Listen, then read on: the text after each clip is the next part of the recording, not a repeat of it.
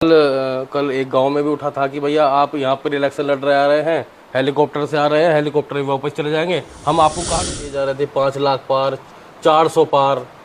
उसको लेकर क्या कहेंगे? क्या 400 पार हो पाएगी या 5 लाख से जीत रहे हैं? काजी जी कह रहे थे अगर चुनाव में लड़ा तो काजी जी तीसरे नंबर पर जाएंगे। उसको लेकर भी सवालिया निशान खड़े हो रहे हैं कि भैया हार्ट अटैक हो रहे हैं, ब्रेन हेमरेज हो रहे हैं, उसका कुछ साइड इफेक्ट है। उसको लेकर क्या कहेंगे? मतदान हुए तो बीजेपी बैकफुट पर दिखाई दी, उसको लेकर क्या कहेंगे? क्योंकि बताया जा रहा है कि भाई कांग्रेस के पास फंड भी नहीं है और फिर भी इतना अच्छा चुनाव कांग्रेस यहाँ से।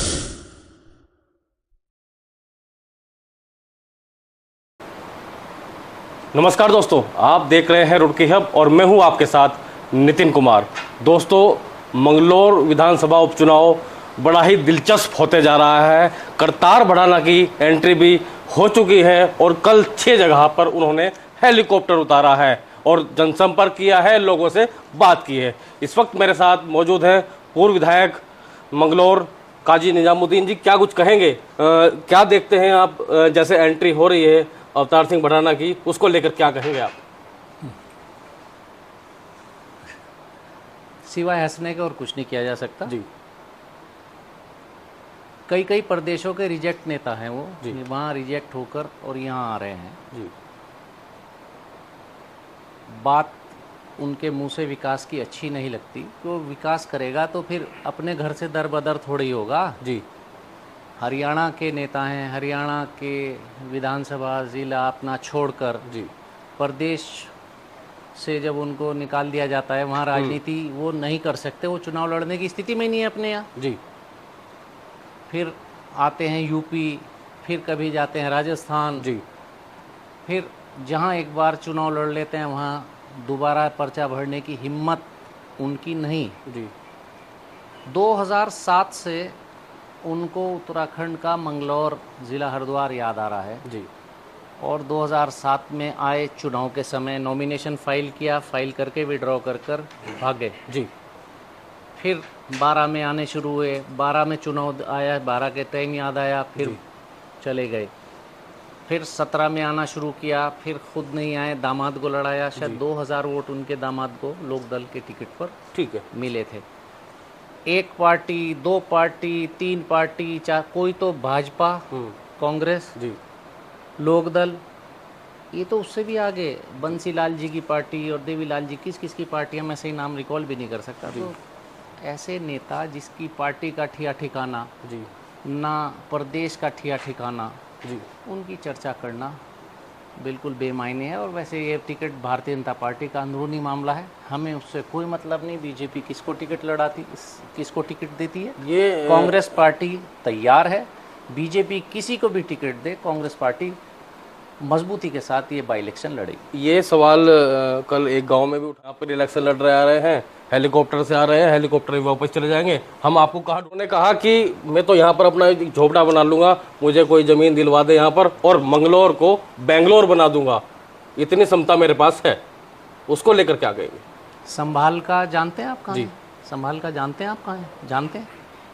नहीं जानते? आप पत्रकार हैं, आप तो जी संभाल का से चुनाव लड़े हैं, एमएलए रहे हैं, वहाँ मंत्री रहे हैं। उसको क्या बना दिया इन्होंने? जी, सिंगापुर बना दिया। मंत्री रहने के बाद जी, ये अलग अलग जगह से चुनाव लड़कर अलग अलग जगह से हारे जीते हैं। वहाँ क्या अपनी छाप छोड़ कर आए हैं वो इनसे पूछिएगा। तो जहाँ एक बार चुनाव लड़ते हैं वहाँ दोबारा पर्चा भरना छोड़ दीजिए, जाने की भी हिम्मत नहीं जुटा पाते। जी। तो ये हवाई सवारी है और हवाई बातें हैं और हवाई आदतें हैं। तो मर्जी है भारतीय जनता पार्टी की, अगर उन्हें लड़ाती है तो जो पहले प्रत्याशी रिजल्ट उनको दे चुके हैं उससे भी उम्मीद करते हैं कम रुझान लोगों का उनकी ओर रहेगा। ठीक है, जो यहाँ पर भारतीय जनता पार्टी के नेता हैं खुद वो भी विरोध कर रहे हैं कि भाई बाहरी व्यक्ति यहाँ से लड़ना नहीं चाहिए, जो यहाँ के स्थानीय नेता है वही यहाँ से लड़ने चाहिए। लेकिन काजी निजामुद्दीन का विजन क्या है मंगलौर के लिए, क्योंकि आप विधायक भी रहे हैं, काफ़ी लंबे समय से आपने राजनीति की है यहाँ पर, उसको लेकर क्या कहेंगे? कोई विकास नज़र नहीं आता, जो लोग कहते हैं इतना विकास नहीं हुआ, लिभारेडी के लोग भी कह रहे हैं, और जो गाँव में गया हूँ वे भी कह रहे हैं कि भाई जितना विकास होना चाहिए था इतना नहीं हुआ। काजी के राज में भी और हाजी के राज में भी ये कहा जाता है। जो पूरे प्रदेश में जी जिस विधानसभा से मुख्यमंत्री जी का प्रतिनिधित्व रहा हो, जी मुख्यमंत्री का प्रतिनिधित्व जिस विधानसभा से रहा हो, जी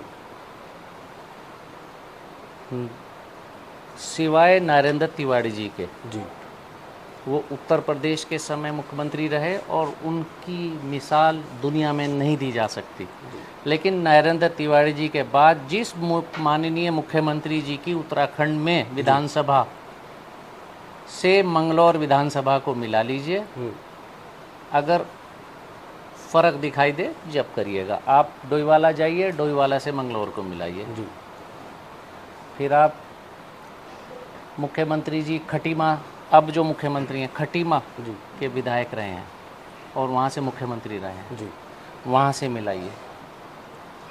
मैं वहाँ से ज़्यादा विकास, वहाँ से ज़्यादा विकास मान रहे हैं। कहूँगा ज़्यादा नहीं कहूँगा, लेकिन कम भी नहीं कहूँगा। जी ज़्यादा नहीं कहूँगा लेकिन कम भी नहीं कहूँगा। जी जितना पूरे उत्तराखंड में होगा उसका ही तो 19-20 होगा ना। जी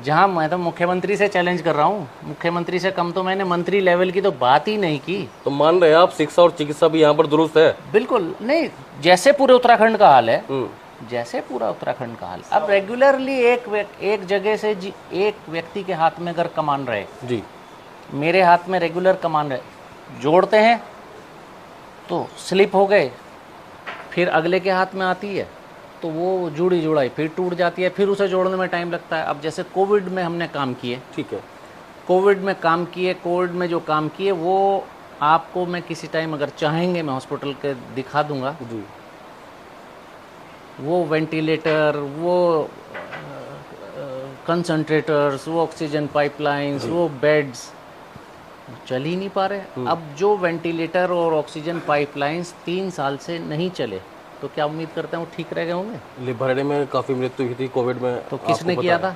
तो लिभारेडी में ऑक्सीजन की व्यवस्था किसने की? जी कौन गया?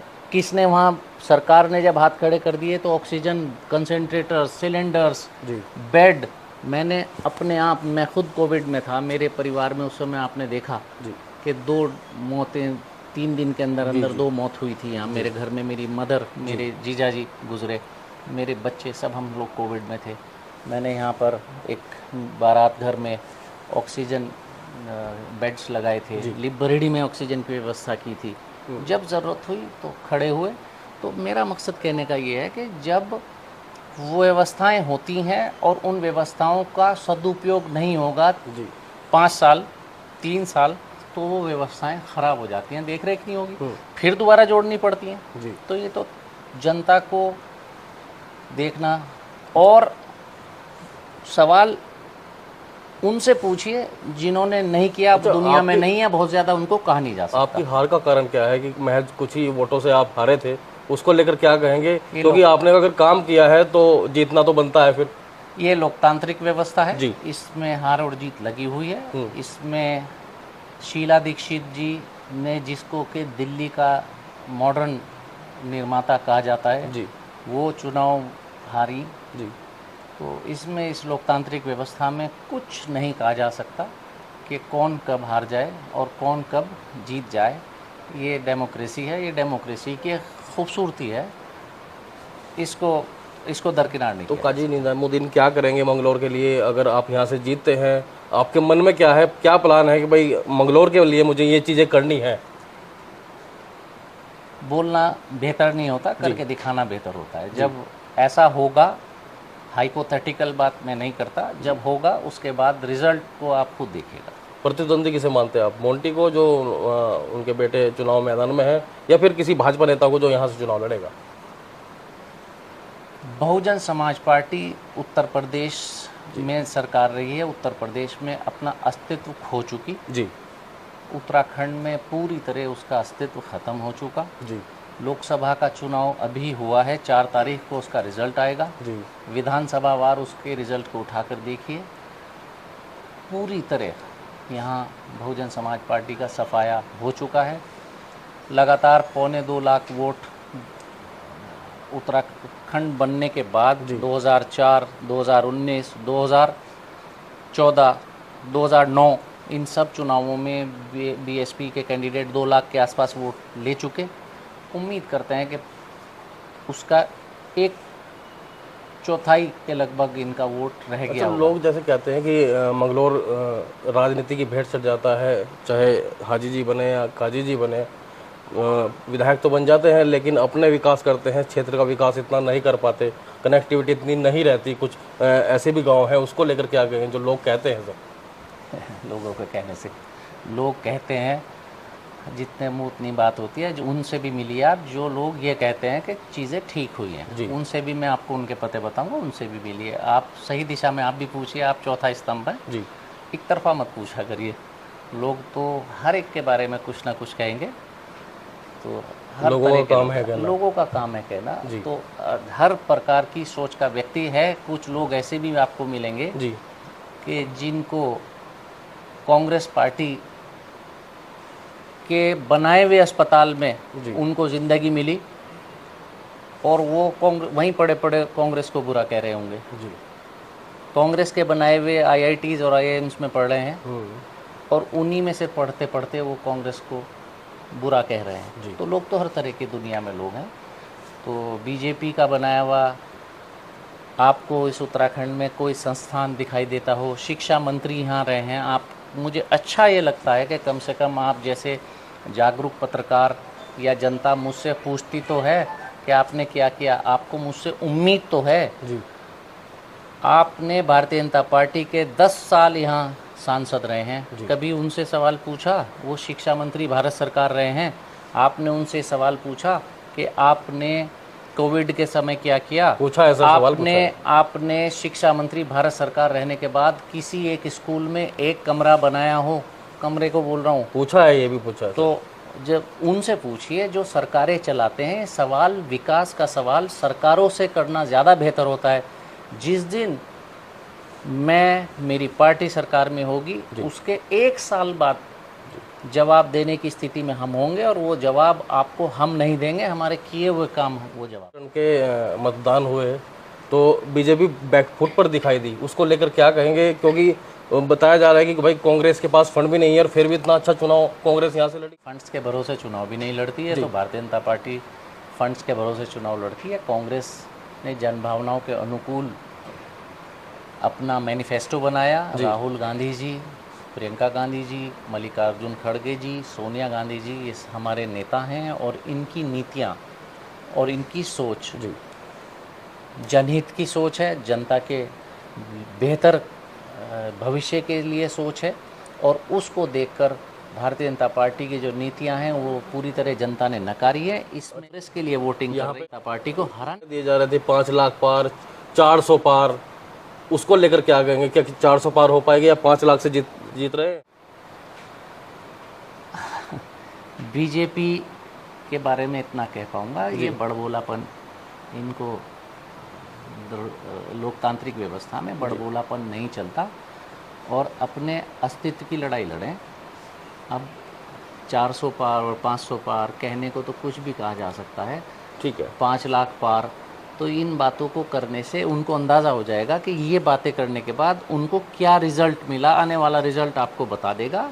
ये बड़बोलापन शोभा नहीं देता और अहंकार तो दुनिया में किसी का चला ही नहीं। अहंकार में ज़िंदगी जी रहे थे, अहंकार भरी इन्होंने सरकार चलाई। सरकार कोविड वैक्सीन को लेकर भी सवालिया निशान खड़े हो रहे हैं कि भैया हार्ट अटैक हो रहे हैं, ब्रेन हेमरेज हो रहे हैं, उसका कुछ साइड इफेक्ट है, उसको लेकर क्या कहें? सरकार तो पल्ला झाड़ती नजर आ रही है। मैं कोई मेडिकल साइंस का स्टूडेंट नहीं हूँ, इस पर तो कोई बेहतर होगा, कोई मेडिकल साइंस का स्टूडेंट इस पर कोई जवाब देगा जी। लेकिन देखने में ऐसा लगता है कि उन लोगों को, जवान उम्र के लोगों को जो गंभीर बीमारियां और आकस्मिक मौत, अचानक मौत उन लोगों की दिखाई दे रही हैं जिनको कि कोविड वैक्सीन्स लगी हैं। जी। तो ये आधी अधूरी तैयारी के बाद लगता है वो वैक्सीन्स लगी हैं। जी। और अगर वो तैयारी आधी अधूरी नहीं थी तो भारतीय जनता पार्टी को एक बड़े चंदे के रूप में उस कंपनी ने क्यों चंदा दिया, उनका नाम चंदे में छुपा कर क्यों रखा गया, इलेक्ट्रोल बॉन्ड उन्होंने क्यों खरीदा, ये एक बड़ा घोटाला दुनिया का साबित हो सकता है अगर इसकी सही से जांच। वाल जी कह रहे थे अगर चुनाव में लड़ा तो काजी जी तीसरे नंबर पर जाएंगे। आप ऐसे सवाल मुझसे कर रहे हैं जी। जो व्यक्ति अपनी पार्टी में रहते हुए मौजूदा विधायक अपनी विधानसभा सीट से अपना पार्टी का टिकट नहीं बचा पाए, जी, उनके बारे में दूसरी विधानसभा में टिप्पणी करना अनुचित है। अब वो क्या कहते हैं, लोकतांत्रिक व्यवस्था है, उनको कहने दीजिए। उनकी पार्टी ने उनको टिकट नहीं दिया, अगर टिकट देते तो वहाँ उनका रिजल्ट सामने आ जाता, तो उस पर टिप्पणी करना उचित नहीं है। मैं बार बार कह रहा हूँ बीजेपी का टिकट बीजेपी का अपनी जीत सुनिश्चित समझ रहे हैं सर? मैंने, मेरी पार्टी ने कभी बड़बोलापन नहीं किया, लेकिन कांग्रेस पार्टी पूरी तरह इस बाई इलेक्शन के लिए तैयार है और आने वाले चुनाव में बाई इलेक्शन को मजबूती के साथ हम लड़ेंगे और मजबूती के साथ लड़ना जीत की ओर बढ़ाता है। अच्छा, जाते जाते रुड़की हब के माध्यम से मंगलौर वासियों को, आसपास के जो क्षेत्र हैं, उन्हें क्या कहना चाहेंगे सर? अभी लोकसभा का चुनाव संपन्न हुआ है, जिसमें जो ट्रेंड दिखाई दे रहा है, यहाँ की मंगलौर की जनता ने हरिद्वार ज़िले के लोकसभा प्रत्याशी, हरिद्वार सीट के लोकसभा प्रत्याशी वीरेंद्र रावत जी जो कांग्रेस से प्रत्याशी थे, उनको एक अच्छी तादाद में वोट दिया है। मैं सभी का, जिन लोगों ने कांग्रेस को वोट दिया है, विकास के लिए वोट दिया है और भारतीय जनता पार्टी की कुनीतियों के विरोध में वोट दिया है, मैं उनको बहुत शुभकामना, बधाई और आभार उनका व्यक्त करता हूं।